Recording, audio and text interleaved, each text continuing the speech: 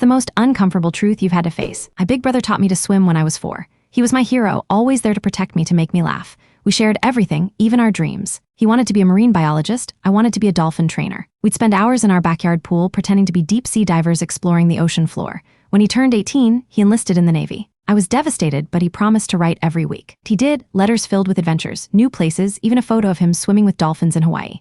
I taped it to my bedroom wall, bragging to everyone that my brother was living our dream. Then one day the letters stopped. Weeks turned into months. Mom said he was just busy, but I saw the worry in her eyes. One morning, a Navy chaplain and an officer knocked on our door. They sat us down, told us his ship had hit a mine, that there were no survivors. I couldn't grasp it. Not my brother, not my hero. Mom started crying, but I just sat there numb.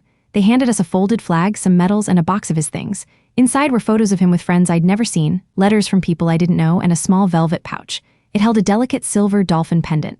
I clutched it tight, feeling like he was still with me somehow. Years passed. I became a marine biologist, just like he wanted. I even studied dolphins, dedicating my work to his memory. One day, while researching in Australia, I saw a familiar face in a local newspaper. It was him, older but unmistakable, standing beside a woman and 2 kids.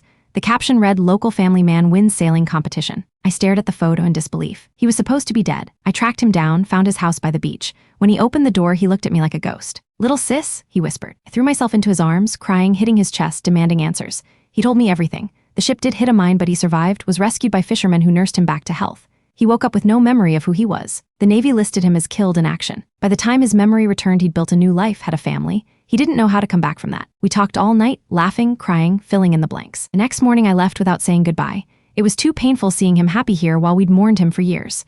On the plane home, I realized the truth. Heroes aren't always who you think they are. Sometimes they're just people who make choices, good or bad, and live with the consequences.